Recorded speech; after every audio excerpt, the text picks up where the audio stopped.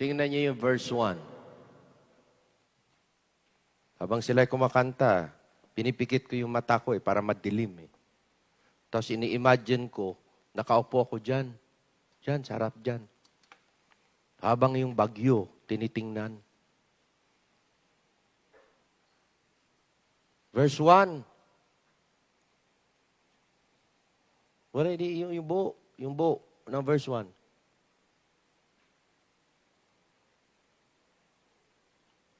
Wala. Di man makuha buo.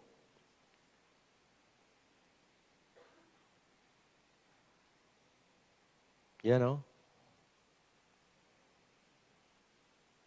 Tapos wala kang magawa. Ano lang ang gagawin mo? Luluhod ka lang. At manalangin ka sa Panginoon. Panginoon, yung kubo ko, huwag mong hayaang masira. Panginoon,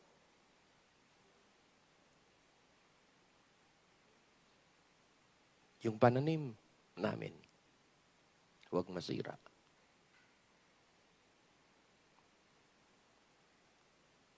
Excited pag kinabukasan, titingnan mo, pag ganyan mo, hindi nga nasira, Lord, answered prayer. Amen? Amen? Yun yan Mapifeel mo yung, wala kang ibang pagsisilungan kundi si God lang At yun dapat ang ating i-appreciate so much sa Panginoon. Sa storm yan. Kaya iniisip ko, sa baha kaya, ano kayang prayer? Habang nakikita mo, tumataas yung tubig. Pinupuno yung buong bahay mo. Hindi ko alam kung ano kayang panalangin nila. Ako'y naniniwala na nalangin naman. Lord, sana wag tumaas yung tubig. Pero what if tumaas pa rin? No? Well, kaya po, yun ang aking sinasabi sa inyo at saka sinishare sa inyo. Kasi ngayong umaga, I felt led na i-share ito sa inyo na sana po inyong makita. I don't know if the storm will be passing again. But ako'y naniniwala there would be times na storms will mararanasan pa rin natin habang buhay tayo. What will you do? Ayan na, may sample na tayo. Amen? Sabi ng awitin. Kung minsan, hindi nyo talaga ma-appreciate yung awitin kung wala kayo doon sa sitwasyon. Pero pag nandoon kayo sa sitwasyon, lalo kang mapapagbag talagang damdamin mo Dahil, totoo. This is happening right now. Amen? I want you to open your Bible in the book of Genesis, chapter 18. Magsimula sa verse number 22. Okay? Hanggang 33. Okay? Genesis 18, 22 to 33. This is the time na kung saan Abraham are talking to God and asking God something. Genesis 18, 22. And the men turned their faces from thence and went towards Sodom. But Abraham stood yet before the Lord. Kausap ni Abraham ang angel. Pagkatapos umalis na ang mga angel to destroy Sodom and Gomorrah. But Abraham, stood yet before the Lord. Anong ginawa ni Abraham doon? Okay, 23. And Abraham drew near and said, Wilt thou also destroy the righteous with the wicked? Peradventure there be 50 righteous within the city. Wilt thou also destroy and not spare the place for the 50 righteous that are therein? But be far from thee to do after this manner, to slay the righteous with the wicked, and that the righteous should be as the wicked, that be far from thee, shalt not the judge of all the earth do right? And the Lord said, If I find in Sodom 50 righteous within the city, then I will spare all the place for their sake. And Abraham answered and said, Behold now, if I have taken upon me to speak unto the Lord, which am but dust and ashes, peradventure there shall lack 5 of the 50 righteous. Wilt thou destroy all the city of lack of 5? And he said, If I find there 40 and 5, I will not destroy it. And he spake unto him yet again and said, Peradventure there shall be 40 found there. And he said, I will not do it for 40's sake. And he said unto him, Oh, let not the Lord be angry, and I will speak. Peradventure there shall be 30 found there. And he said, I will not do it if I find 30 there. And he said, Behold, now I have taken upon me to speak unto the Lord. Peradventure there shall be 20 found there. And he said, I will not destroy it for 20's sake. And he said, Oh, let me not the Lord be angry. I will speak yet but once. Peradventure 10 shall be found there. And he said, I will not destroy it for 10's sake. And the Lord went his way as soon as he had left communing with Abraham, and Abraham returned unto his place. I have entitled my message this morning, The Importance of Righteous People in the Land. The importance of righteous people in the land. Alam niyo mga kapatid, hindi na po natin maiwasan that the judgment of the Lord is coming to the land, to this earth. Hindi na po maiwasan. Nandiyan na yan dahil sa sobrang evil of our situation, of evil things, of evil works of human being. Ang judgment is already coming. Pero alam nyo mga kapatid, mahalaga na mayroong righteous people in the land. Amen? Why? Ano ang trabaho ng mga matutuwid na tao na siyang pakinggan ng Diyos? Dahil tandaan nyo po, kahit sino ang mananalangin, kung hindi sila accepted or approved sa harapan ng Diyos, sila po ay hindi papakinggan ng Diyos. Papakinggan lang ng Diyos ang mga taong matuwid sa kanyang harapan, ang pamumuhay. At yun ay walang iba kundi kanyang mga anak. Kaya nakasulat sa James chapter 5, verse number 15 or 16 and 17, ano sabi doon? James chapter 5 says, Confess your fault one to another and pray for one another that ye may be healed. The effectual fervent prayer of a righteous man availeth much. Pag matuwid ang buhay mo, mayroon kang karapatan pakinggan ng Diyos at karapatan manalangin. Pero kahit ano pa ang panalangin mo, pag hindi tuwid ang buhay mo sa harapan ng Panginoon, hindi kanya papakinggan. Kaya dito po, papasok yung papel ng mga taong tuwid sa harapan ng Diyos. Anak ng Diyos, papakinggan tayo, kaya kailangan manalangin tayo. Hindi naman mga tao na kung saan akuin natin ang dangal. Akuin natin ang parangal, katulad ng mga iba. Pero naintindihan natin, pag ang buhay mo tuwid sa harapan ng Diyos, papakinggan ka ng Diyos. Makikinig ang Diyos sa iyong dalangin. Sasagutin ng Diyos ang iyong dalangin. The intercession of a righteous people is so much. Alam ba ninyo? Kaya hindi pa sinisira ng mundo, ng Diyos ang mundong ito. Kasi may mga mananampalataya pa dito. Pag nag-rapture na, makikita nyo paano i-pour out ni God ang kaniyang judgment sa lupang ito dahil nakasulat na yan sa kanyang mga salita. Pero habang nandito pa po tayo, we bear with the difficulties, we bear with the storms, we bear with all the flooding na yan. Ibibear yan ng mga mananampalataya. Bakit po? Dahil nandito pa tayo eh. Pero may papel tayong gagampanan na mahalaga. Dito po, nakapronounce na, nakadistend na ang curse at saka ang judgment and destruction sa Sodom and Gomorrah. Anong ginawa ni Abraham? The angels are already going there to pronounce and to judge it. Tapos sabi ni Abraham, "Teka muna, Lord." Hindi umalis si Abraham. He stands still and commune with God. Amen? Yan usually ang dapat ang gagawin natin when there are storms and there are difficulties. Stand still and talk to God. You can kneel down and beg God, God, please. Amen? Yun ang trabaho natin. Yan ang gawain ng mga tutuwid na mga tao. Yan ang gawain ng mga taong pinapakinggan ng Diyos. Mag-intervene. Tapos ang sabi ni Abraham, "Lord, tanong lang." Amen? Tanong. Kung mayroong 50, sisirain mo ba? Sabi ni God, hindi. Kung may 50. Pero may 50 kaya. Hello? Itong mensaheng ito po, na-preach ko ito long time ago nang pumutok yung pinatubo. Wala pa kayo dito.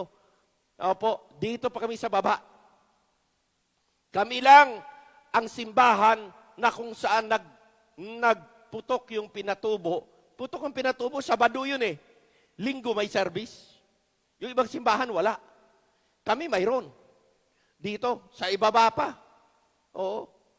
Prinits ko rin yan kasi po diniklara na, makinig diniklara na ang konsepsyon ay maaalis sa mapa dahil ito'y tatabunan ng lahar.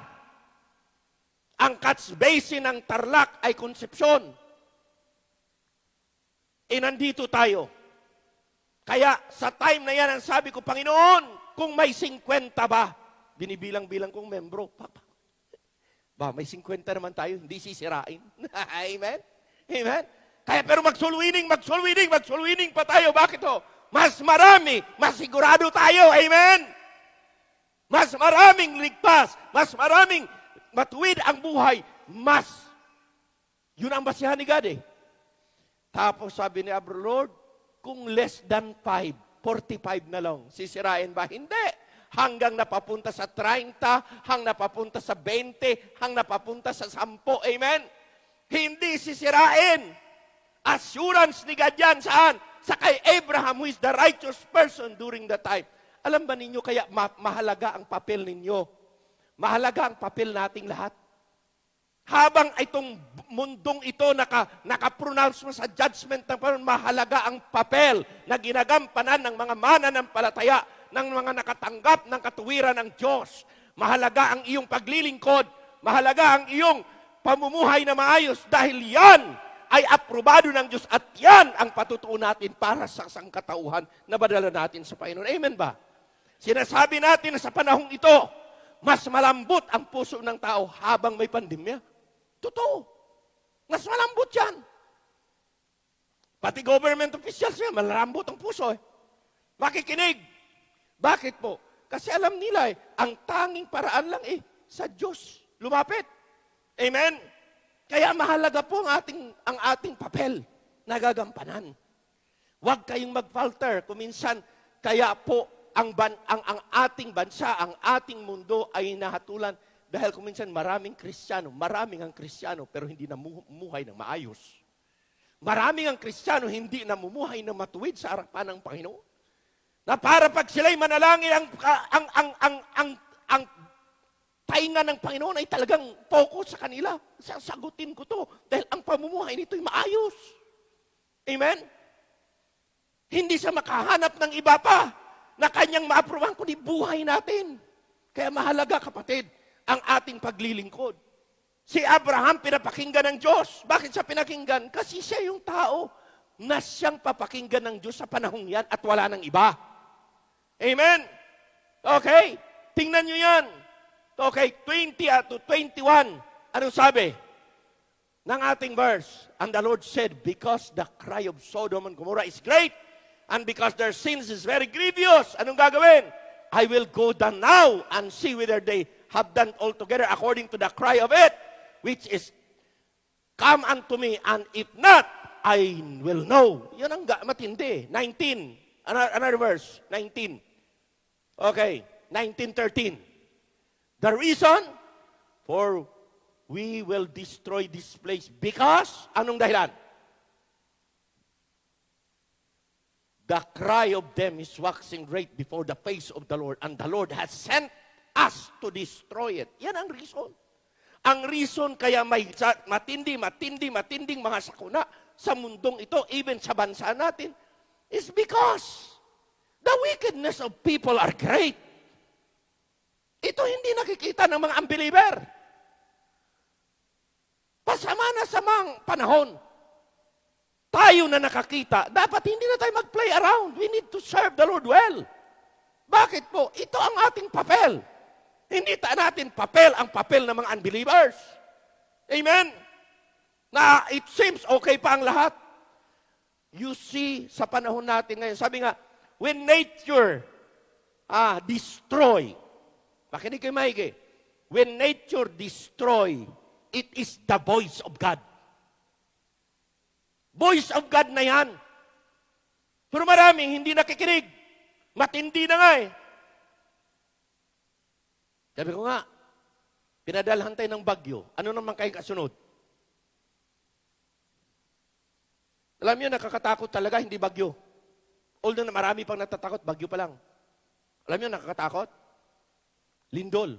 Pag yumugyug ng 5.6 pointing ng kula kung hindi ka mahintakutan. Makikita mo yung building mo, ang bahay mo, labas ka! Amen? Sabi ko, pambihira. Sinusunod-sunod na ng Panginoon. Pero mayroon ba sa ibang lugar, saan ba yung naglindol? Oo. Ano kaya kung sabayin ni God? Bagyo at lindol? Pastor, mahirap po yan. Talagang mahirap. Alam niyo, pag-usapan lang namin, sino bang kausap ko? Ang pinag-usapan na ina-analyze namin yung role na, no? Sana nalasa yun. Ang lakas ng hangin, ang lakas ng ulan, tapos tinira, Bicol? Okay? Grabe ang dinanas, no? Daming dinanan. Ang tindi talaga. Sabay. Kaya, nag-analyze ako, sabi ko, sana, kung may bagyo man, hindi dapat magkasabay. Di ba? Walang ulan, walang hangin lang. Kung may hangin, walang malakas na ulan. Di ba? Yun naman binigay sa atin dito. Hangin, malakas hangin, walang malakas na ulan. Sa kanila naman, walang malakas na hangin, ang lakas ng ulan. Kaya nakwan sila, baha sila. Tayo naman, hangin lang. Kaya sabi ko, hangin na lang, pwede na. Huwag na lang baha. Amen? O no? Okay pa rin. Kung papilian ka ba, kung pipiliin ka sa evil, less evil na lang ang yung pipiliin. Pero mga kapatid, ang iniisip ko lang, does really people recognize? Kaya nga, ang inimpasay ko kanina dyan, I'm talking about the scripture eh. Sabi ko, alam nyo, karamihan ng tao, ang kanilang babasihan ay ano? Haka-haka. Sige lahat. Tuloy pa rin. Pero hindi man saliksikin ang salita ng Diyos. Kung nais nyo malaman, sabi ko, kung ano ang sitwasyon, punta kayo sa salita ng Diyos. Kahit na hindi kayo pupunta sa baptist, punta kayo sa salita ng Diyos, basahin nyo yung Bible, at dyan malalaman ninyo kung anong pasabi ni God. Bakit importante yung Bible? Kasi sabi doon, hindi ka lang mabubuhay sa tinapay. But sa bawat salita ng Diyos na nanggagaling sa kanyang bibig. Paano yon? Paano? Imimit ng salita ng Diyos ang pangangailangan mo spiritual. Ang focus ng lagi ng tao ay ano? Physical needs ang hinahanap. Hindi masama. Kaya nga sabi ng Panginoon, 6 na araw iyon na. Hanap buhay ka. 7 araw akin. Amen? 7 araw ay akin. Bakit po? That is the time that your spiritual needs must be met. Listen to the Word of God. Read the Word of God. Lalo na kung hindi ka nagbabasa ng Bible. Mas less pa. Amen? Hindi ka rin nananalangin. Seldom na magbabasa ka ng Bible, mananalangin ka. Hello? Pero yung dalawang yan goes hand in hand. Ano ang sitwasyon? Well, maraming tao lumayo na sa Diyos eh. Ginagawa na lang pangalawa ang Panginoon, hindi na priority si God. Kaya anong nangyayari? Papadalan tayo ng kalamidad. Lahat ng inipon mo, kukunin ni God. Sasakyan mo, bahay mong maganda, sasakyan mong maganda, lahat yan, ilulubog ko. Tingnan ko lang. Marami akong nakitang sayang ng mga sasakyan, wari. Ha? Di na lang baha. Oh, sabi ko, ano kaya kung dito nangyari yan?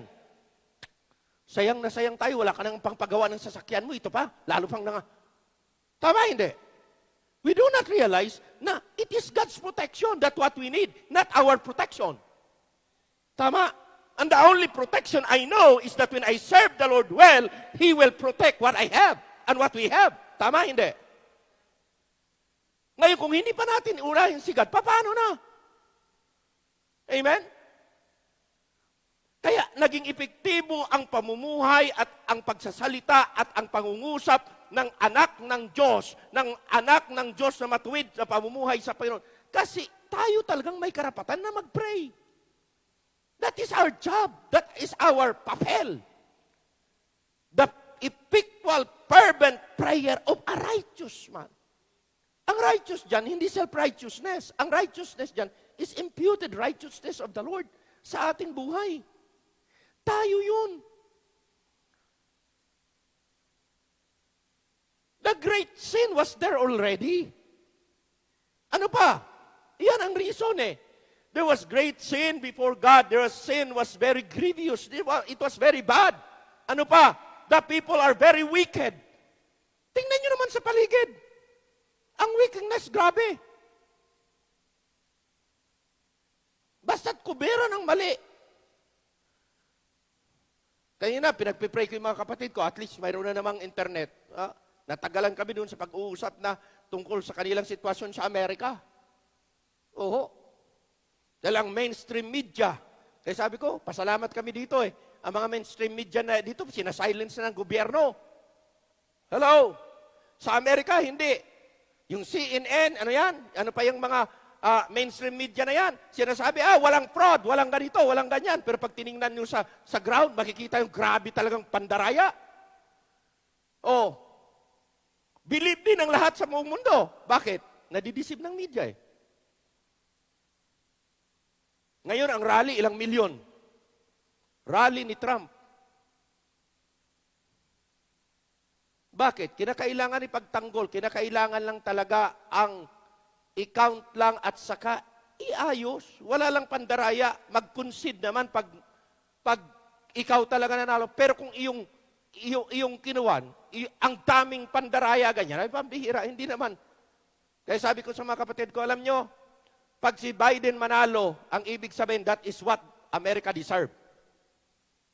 At kayo din mismo ang nag-cause na ang bansa ninyo ay i-put down ninyo sa buong mundo. Sa palagay ninyo sa buong mundo, hindi namin alam.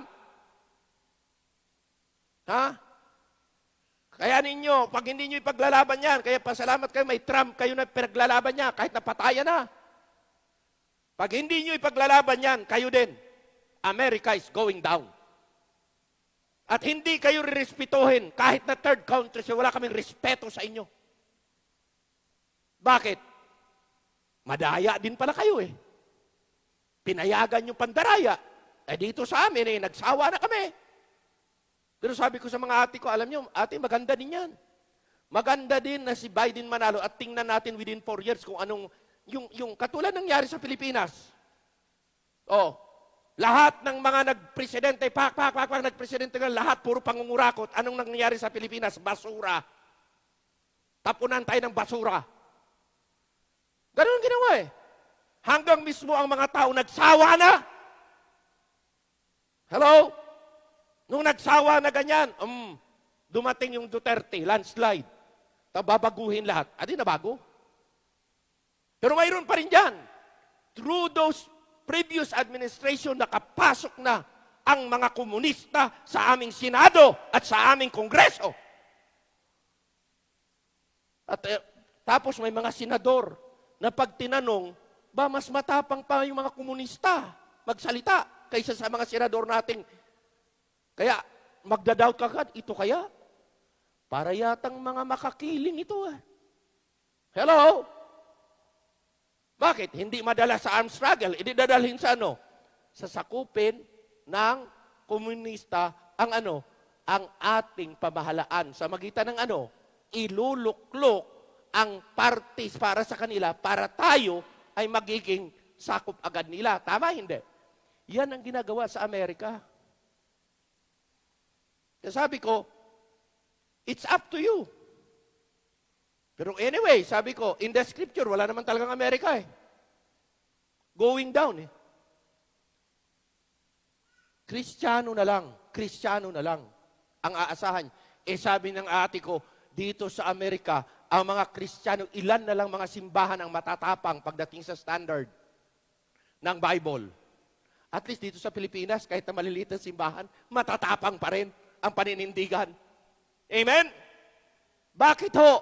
Because once na iyong iiwan si God, once na iiwan mo ang salita ng Diyos, once iiwan mo ang katuwiran ng salita ng Diyos at pamumuhay, you will be going down kasama ng iyong paglayo sa Diyos. Amen?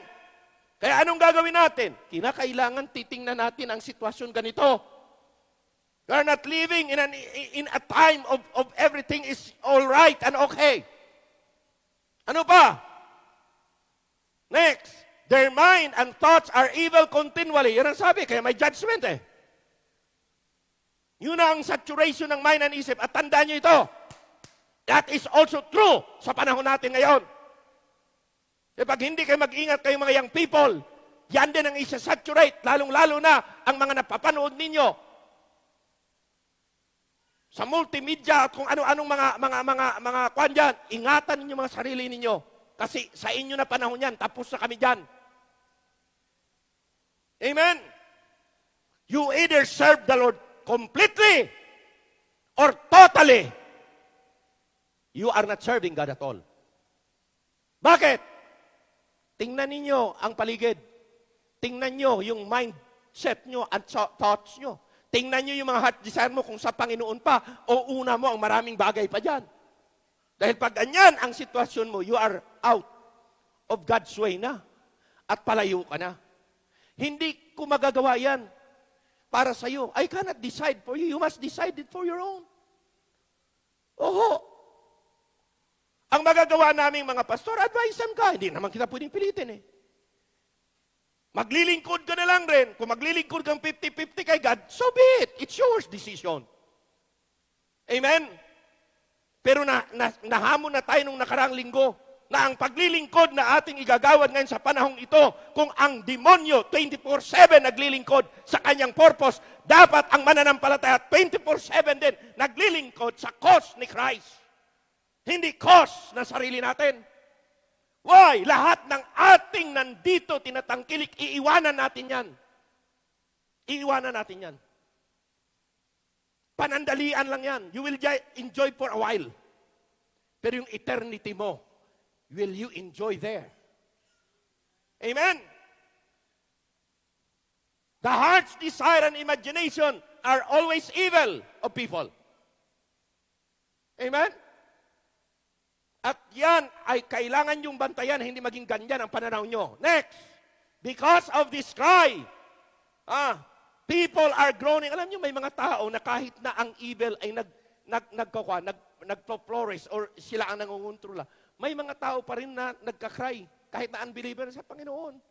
How long we can bear this evil?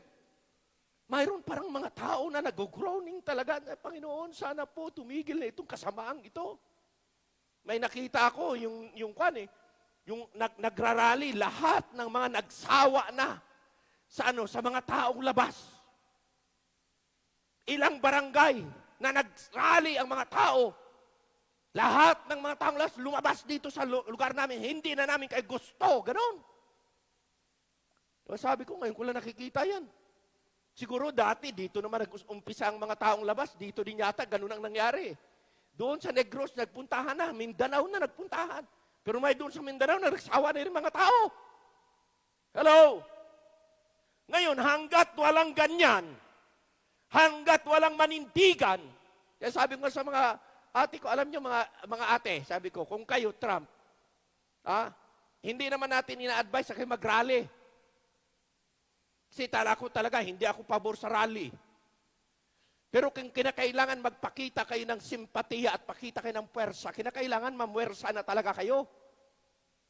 Kasi lukuhan na to eh. Hindi lang 50%, 70% pinagluluko na kayo. Amen? Ganun na ka-evil ang inyong estado. Nakaplano na yan. Dapat mga Kristiyano against sa abortion, against sa homosexuality. Alam nyo, ngayon, tandaan nyo ito. Tandaan nyo ito. Sinasabi na ng ating bagong, pumalit kay Cayetano. Pabor sa death penalty at pabor sa Sugi Bill. Ano yung Sugi Bill? Kasal ng babae sa babae, kasal ng lalaki sa lalaki. Tayo mga Kristiyano, against tayo dyan. Di tayo niniwala dyan. Bakit? Ang tama lang ang sinabi ng Bible, pero yun na ngayon. Ipupurso na naman yan. Laban na naman yan. Hello? Pabor ako sa death penalty, pero hindi ako pabor sa Sugi Bill. Bakit? Anti-Christian yan. Evil yan. Resulta yan, pag binasa yung Romans chapter 1, resulta yan ng idolatry, ang ating bansa, hindi Kristiyanong bansa, bansa na kung saan ang daming Diyos-Diyosan.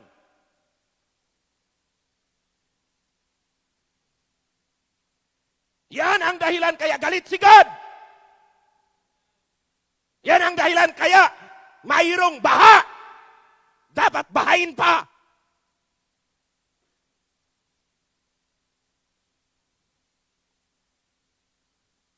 Dapat sumisigaw yung lahat ng mga kapastoran Bumalik sa Diyos!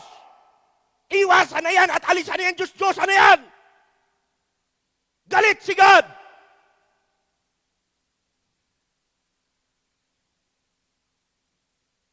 At ang lahat ng mga Kristiyano magsabing, yung pagpalain kayo ni God. Amen. Lahat ng tao magsabing, Amen. Ang tama ay sigaw. Hindi yung mali. Aaminan mo. Agrehan mo. Yan ang buhay ng ating matutuwid na tao. Hindi natatakot. Evil are there. It's happening. Pababayaan lang natin yan. The cry of vengeance and justice lead to its destruction. Yun ang sabi ng God Ang ating Diyos ay Diyos na just, nagbibigay ng chance. Pero tatandaan nyo, just ang ating Diyos, may justice din siya. Amen? So marapat ba na sunugon ng Diyos ang Sodom at Gomorrah? Marapat lang. Pero may righteous tao na sa'yo, Lord, susunugin mo ba? Kung may ilang matuwid dyan, the righteous are begging, the righteous are pleading, the righteous are interceding. Trabaho natin yan. Nanawaan nyo. Trabaho natin na mag-intercede. Trabaho natin mag-beg. Trabaho natin na mag-plead before God. That destruction should not. At may answer naman si God. Yes. Kung may 40, 45, okay. Hanggang 10, pwede. Pero wala Bakit nasunog at Sodom at Gomorrah? Ang dahilan lang ay ito. Because walang 10 righteous people. Hello? Walang 10 righteous people. Kaya sabi ko, Panginoon, sisirain mo ba yung konsepsyon? Nandito kami. Ilan ba kami dito? May 50 ba? Babamurda naman kami 50, Lord Lord, di mo sisirain. Hindi nga nasira. Amen? Why? Papakinggan ni God Basta tama ang purpose mo, tama ang motibo mo. Amen? Okay? Move. Una, Abraham's care. Bakit nag-intercede ang righteous people? Number one ito. Abraham care for his family. Kaya mayroon siyang intercession kasi po, kinikare niya. ang pamilya una. Ano sabi sa verse 19? For I know him, that he will command his children and his household after him. They shall keep the way of the Lord to do justice and judgment, and that the Lord may bring upon Abraham that which he had spoken of him. Amen? Pakikuha niyo po ito, please. Sige. Sige na. Baby, halika. Okay. Pakuha niyo po. Amen. Yehey. Pakuha niyo. Okay? You see? We care for our family. Ayaw natin ang pamilya natin mapapunta sa judgment. Totoo, hindi. Ayaw natin. Mahal natin pamilya natin eh. Amen? Yan po ang unang care ni Abraham. He cared for his family. Okay? He will command his children and his household. Makinig kay Maggie. Hindi po masama na ang magulang mag-command sa kanyang mga anak. Ang masama ay baliktad pag ang mga anak mag-command sa magulang. Ba, walang nag-i-amen ah. Hindi masama na parents will command his children. Tama lang yun na posisyon. Ang mali ay ang mga anak mo ang magkukumand sa'yo. Kaya lagi kong sinasabi sa tahanan ko, kahit na gaano na sa inyo katatanda, gaano na kayo liberated sa edad, pag kayo nasa tahanan ko, you better obey. Bakit? Sa tahanan ko kayo eh. Kung ayaw nyo, labas kayo sa tahanan ko. Pero tandaan nyo ito, hindi ko kayo bibibihin. Hindi kayo makahingi sa akin, you better live your own life. Hindi kayo bibigyan. Dahil ba I hate them? No! I want them to learn. Kaya hindi natututo eh. Bakit? Ang layo-layo na, bibibihin mo pa. O hindi. Tama, hindi. O hindi. Umalis kayo sa tahanan ko. Pag umalis kayo sa tahanan ko, mamuhay kang sarili nyo. Pag wag nyo akong asahan, tutulong sa inyo.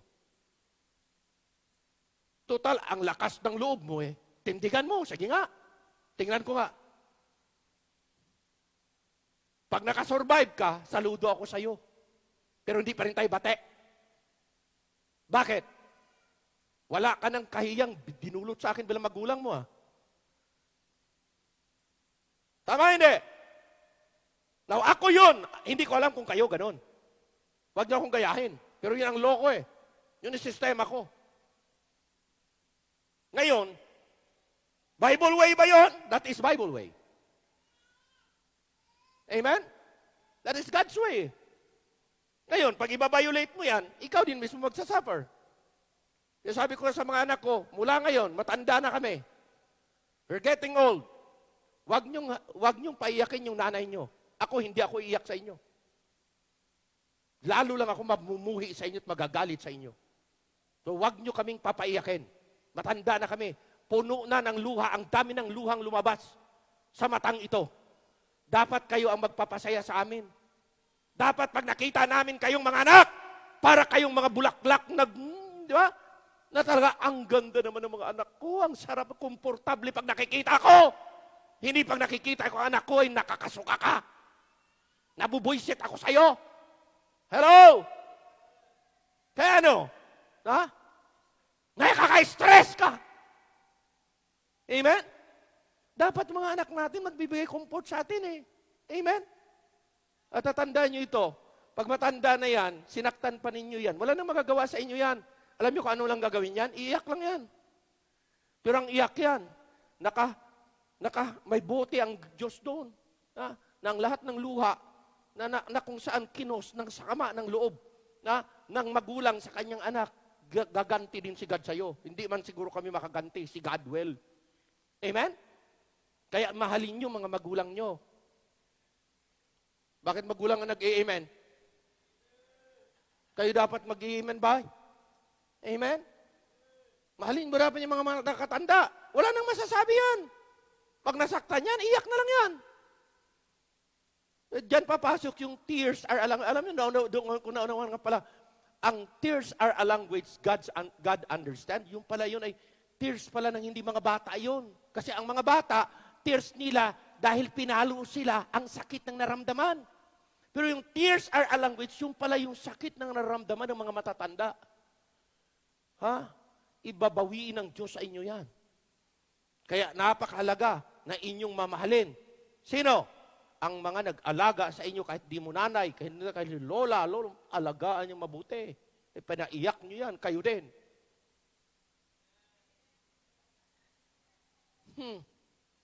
Tandaan niyo sinasabi ni Pastor, kailanman si Pastor di pa nagkakamali sa kanyang sinasabi.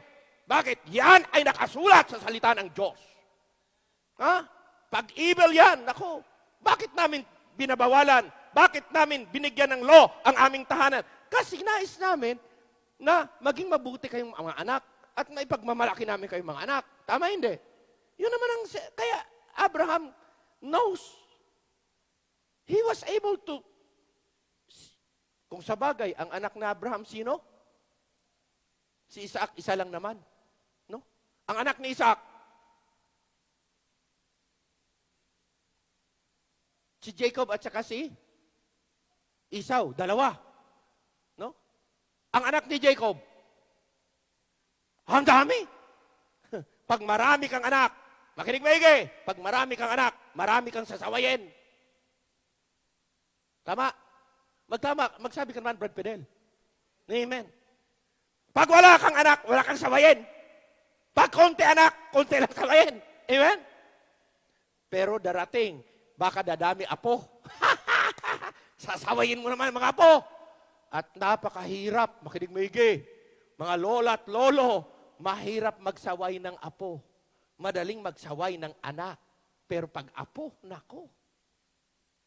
Totoo, hindi. Sino may mga apo dito? Magsabi naman kayo kung totoo. Oo. Amen.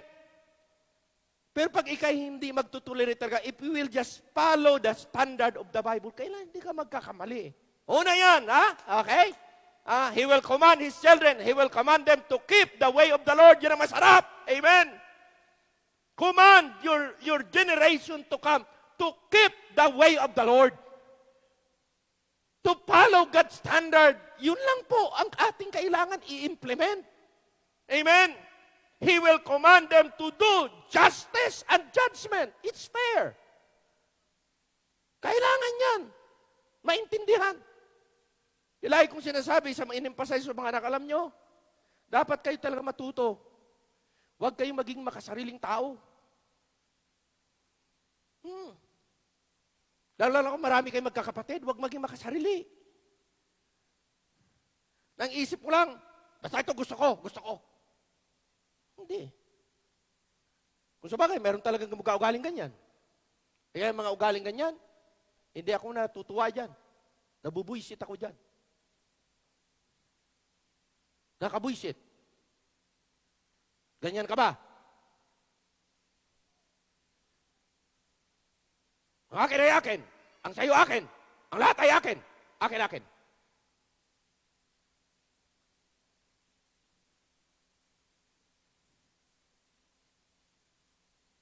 Di masarap po. Matuto kayo. At tandaan nyo ito, kung ano ugali nyo kung kayo bata pa, seldom magbago kayo pag matanda na kayo. I don't believe on that. Bakit po? Naranasan ko na yan eh. Pag ugali mo makasarili, sarili ka talaga. Hanggang paglaki. Pag ugali mo mapagbigay ka talaga hanggang matanda ka na kahit na wala ka nang maibigay. Ugali mo mapag-isip, lagi ka nag-iisip, lagi kang mag-iisip hanggang tumanda ka, pala isip-isip ka pa rin. Lagi kang nagdududa. Hindi masamang magduda.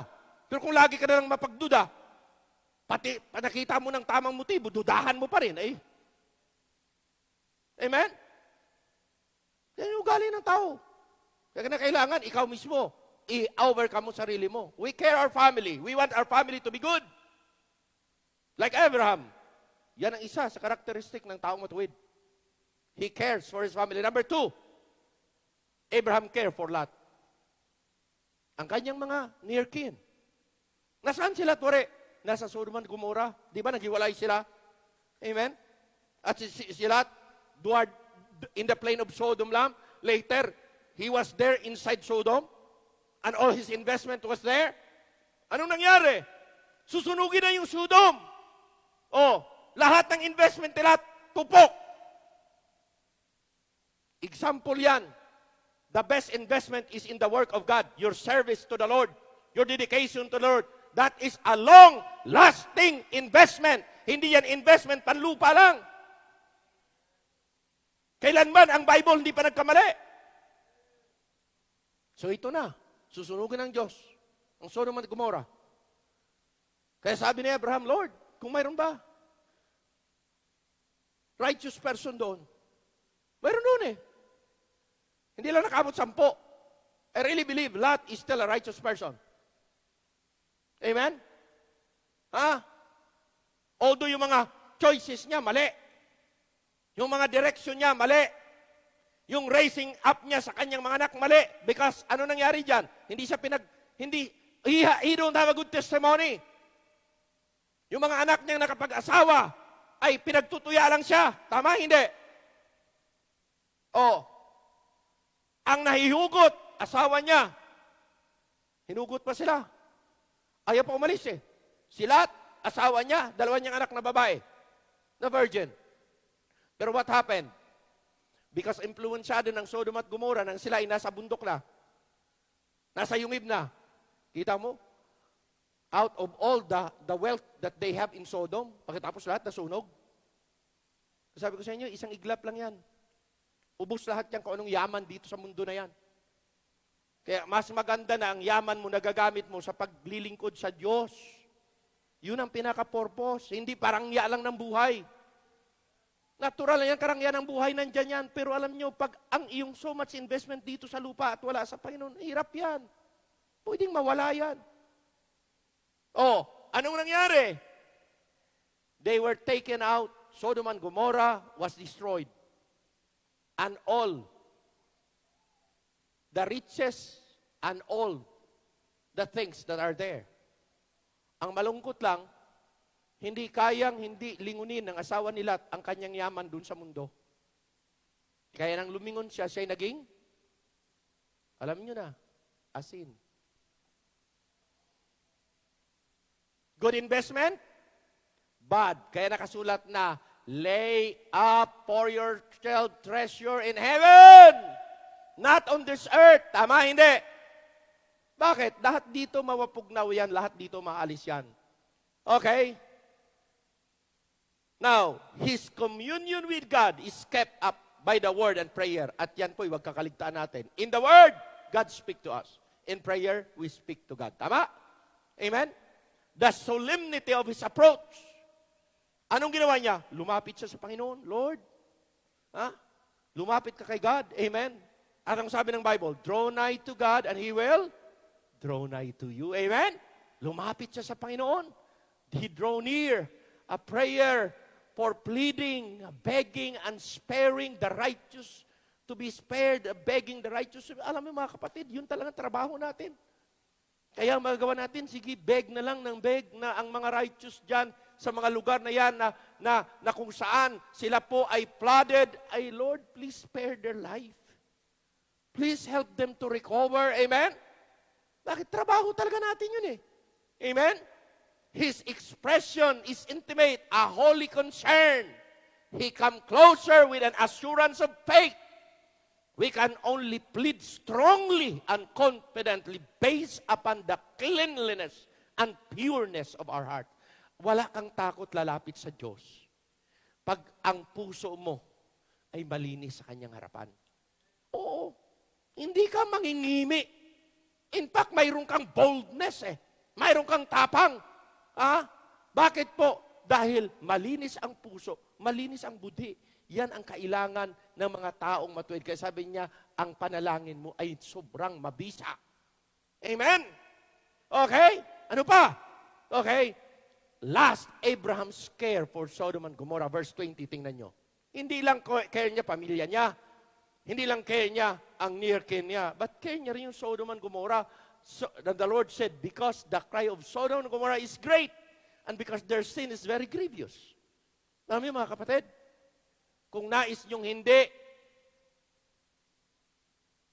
masira at ma-destroy Sodom and Gomorrah, simple lang yan. Sana si Lot nag-soul winning ng marami.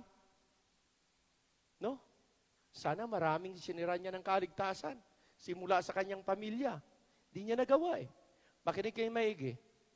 Yan din po ang panalangin na dapat gawin natin. Kayo na mga mananampalataya na, kailangan inyong isik para ang inyong mga ari-arian, ang inyong mga tinatangkilik na bagay ay hindi mga wala. Isik ninyo ng mga mahal nyo sa buhay, mga ligtas at mabahagian ng kaligtasan. Hello! Dahil the more na sila po'y nabahagian ng kaligtasan, the more na may assurance tayo na hindi masisira ang lahat ng mga bagay na ating tinatangkilik. He employed that the sinners will be spared for the sake sinners will be spared for the sake of the righteous that are among them. Sabi ng Panginoon, kung may righteous, ang righteous na yan, 50 righteous, mas spared lahat ng sinners. Amen? Kung may 50 righteous, mas spared lahat ng sinners. Okay? The righteous praying, the righteous living among them. But how many? 50 down to 10? Grabe. Ilang taon nandun si Lot? Wala man lang ginawa. Ang ginawa nila, alam niyo kung ano? Nagpakasasa na magiging opisyales, siguro nag-run ng pagka-mayor, nag-run ng pagkaganito, nag-run ng pagkaganyan, hanggang ang taas ang posisyon niya. Misis niya, ay marilo siguro, ang kanilang ari-arian talagang napakarami. Hello? Pero kailanman ang kanyang buhay Kristiyano ay hindi niya napanatili maayos.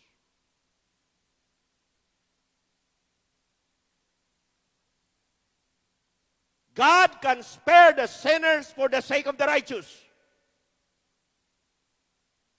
But ang righteous, walang ginawa. 24. At saka verse 32, anong sabi? Peradventure there would be 50 righteous within the city. Well, thou also destroy and not spare the place for 50 righteous that are therein. And he said, oh, let not the Lord be angry. Lord, di naman ako makulit. Pero nais kong magsabi pa, last, hirit pa, kung mayroon, Lord, dyan, 10. Sisirain mo ba? Susunugin mo ba? Sabi ni God, hindi. Alam nyo, ang pagsishare ng kaligtasan ninyo, hindi dapat tumitigil. Tuloy-tuloy yan. Tuloy-tuloy. Kung kami nagbabahagi, itong pastor nyong matanda na nagbabahagi, dapat kayo magbabahagi rin. Amen? Share your salvation to others. They may not be a member of our church, but it's our job to share our salvation to others. Amen? Amen? Trabaho natin yan. Pastor, di naman ako nagbibisita. Kayo na mga may hawak na mga computer, gamitin yung computer nyo na para makapag-soul-winning kayo. Madali lang yan. Mas maganda nga eh. Bakit po? Hindi mo nakikita eh. Hindi ka matatakot mag one-on-one. Sabihan mong salvation. Amen. Sayang yung mga computer na yan kung saan lang nagagamit yan. Ginagamit nyo sa school, bakit hindi nyo gagamitin soul winning? Lang mag-i-amen Kamamahal pa ng mga computer na yan. Dinedicate mo ba yung computer mo na yan ang mabili mo? O kaya pala hindi. Hindi mo pa na-baptize yan eh. I-baptize natin. Hindi mo na magamit. Amen? Binasbasan mo ba? Lord, itong computer na ito, gamitin ko sa aking pag-aaral, pero gamitin mo itong Panginoon para ma-share ko naman sa mga klase ko, ang kaligtasan. Amen? Ba, ito, teacher natin dito, isinusulwining yung mga kaya, narinig ko eh. Ikaw ba, Kwan, tumanggap ka na sa Panginoon? Sigurado ka ba, pag kayo namatay, punta ka ng langit? Opo, paano mo na sigurado? Kasi hindi ako mabuti. Sabi ng teacher, yan ba ang paraan ni Lord? Para papunta kang langit dahil mabuti ka, dahil hindi ako masama, mabuti ako. Yan bang paraan ni Lord? Maging mabuti ka para punta ka langit? Di hindi yan ang paraan. Ito, aminin mo na ikay makasalanan. The more na sinasabi mong mabuti ka, hindi ka talaga makapuntang langit. Huwag sinasabi mo makasalanan ka, kailangan mo ng salvation na ba? Amen? Yun lang yun eh. Mahirap ba yun? Walang kahirap-hirap. Sinong kaharap mo? Hindi tao kaharap mo. Anong kaharap mo? Computer. Mahiya ka pa sa computer? Amen? You want people to change? Help them to know Christ. It is Christ that can change their lives. Hindi tayo. Kaya mga kapatid, sa pananampalataya, tandaan niyo po ito. Abraham's care for Sodom is this: there would be salvation if there are more righteous people. Next. God did not leave the granting till Abraham left asking. Ang ganda eh. Hanggat si Abraham nag-a-ask, hindi dinisregard ni God. Nung matapos na si Abraham, doon palang umalis eh. Why? Nakikinig ba talaga si God? Yes, nakikinig. Oh. At pinapakinggan ka ng Panginoon. Such is the power of prayer. At iyan ang panlaban natin ngayon sa panahong ito.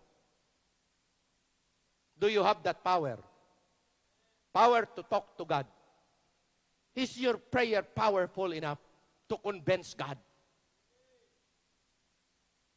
Do you spend time and do you make time for prayer and for God's Word? Balik na naman tayo doon. Tayo tayong lahat. Tayo. Tayo tayo. God is a God who will always listen and take time to listen in our prayer. Pero do we really pray consistently to Him? Check nyo yung mga prayer life nyo. Mamaya, sobrang yung busy sa mga ginagawa ninyo. Pagkatapos sa Panginoon, hindi kayo busy. Ask God. Talk to God. Sa lahat ng ginawa nyo ngayong linggo, is there any righteous thing that you did for the Lord? Or within this week, you are so much busy for your own work. Di ka malang nakabahagi ng salita ng Diyos kahit kanino man sa paligid mo. Dumaan ang bagyo. May darating pang bagyo. Kailangan pa ba nating bagyuhin uli? Lindulin uli? Magsabi tayo, Panginoon, malaking responsibilidad ko sa inyo. Hindi ko magkulang dapat. Marami na akong pagkukulang. Marami akong pinalagpas na panahon. Do you really redeem the time? Do you really recognize that every moment is an important thing for God?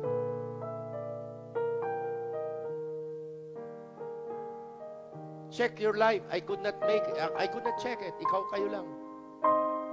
I'll ask you to come. You have a job. You have a responsibilities to beg, to pray for God. As His people in this time of pandemic, as His people in this time of disaster, we need to pray. Righteous people are needed to beg God to intercede for others, to pray. Will you come? Pray to the altar and ask God. Come on. Nais ng Diyos na tayo ay mga taong malakas sa panalangin. Mga tao na kung saan nagpapasalamat in spite of our situations. Because kung ikumpara ang ating kalagayan, mas maganda pa rin ang atin, mga kapatid. Feel your prayer. Lord, thank you. Salamat ho. Pinadaan mo yung bagyo, wala kaming masisilungan. We are afraid ang aming bahay ay masisira, pero hindi mo sinira. Yung aming pinanalangin, inyong inanswered, Panginoon. Naunawaan ko ng aking papel. Manalangin at magpasalamat ay mahalaga pala.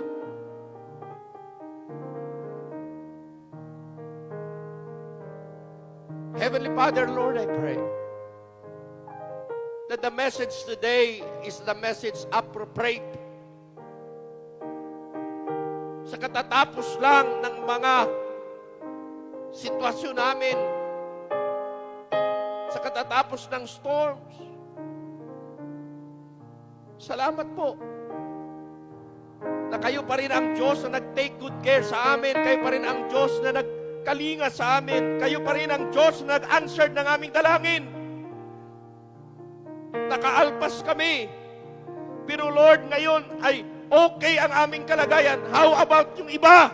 Ang iba naming mga mahal sa buhay.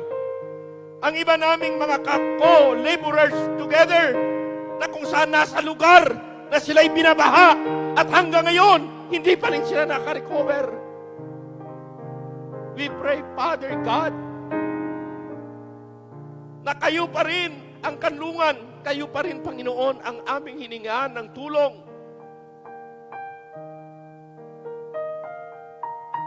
Maybe some of them are already sick. Some of them are already hungry. Some of them, Lord, don't have any hope at all. Nawa gamitin mo mga Kristiyano sa lugar na yan na marami pa ang madala sa inyo. At gamitin nyo, Panginoon, ang inyong mga anak na hindi mag-falter, hindi mag-take easy. Dahil wala namang nasalanta sa amin, ay okay lang kami. O Lord, sana po, ito'y magbubudyo sa amin, ito'y magpupo sa amin. To love you more and to serve you well. Na Panginoon, after the storms, iiba ang aming paglilingkod. Iiba ang aming paglalangin, iiba, Panginoon, ang aming panunuyo sa inyo. Gamitin nyo ang aming buhay, gamitin nyo ang aming mga pamumuhay na magiging isang halimbawa. Dahil marami pang taong kailangan mabahagian ng inyong mga salita. Gamitin nyo ang aming kabuhayan to help others so that the gospel will be presented to them. Na huwag kaming magiging makasarili. O Diyos, dalangin ko na itong papel na aming mga gagampanan bilang righteous people that will keep on interceding, begging para sa iba, ay aming magampanan ng mabuti. For the sake of our family, for the sake of the ministry, for the sake, Lord, of our loved ones, for the sake po ng aming kako-Christians in other places. Bless us, Father God. Use us, Lord, as your instrument. At kayo po maluwalhati. Kiniklaim ko ang victory and success sa lahat ng mga nandito sa loob ng simbahan, sa lahat ng mga nanonood, at sa lahat po ng mga nagsusubaybay. Bless us all together. Inspire us to move on and to keep on trusting and looking up from above, because doon po ang aming focus at doon po kami nabibigyan ng pananaw na positibo sa sitwasyon namin dito sa mundo. Bless all of us. Thank you, Lord, and all the people will say, Amen.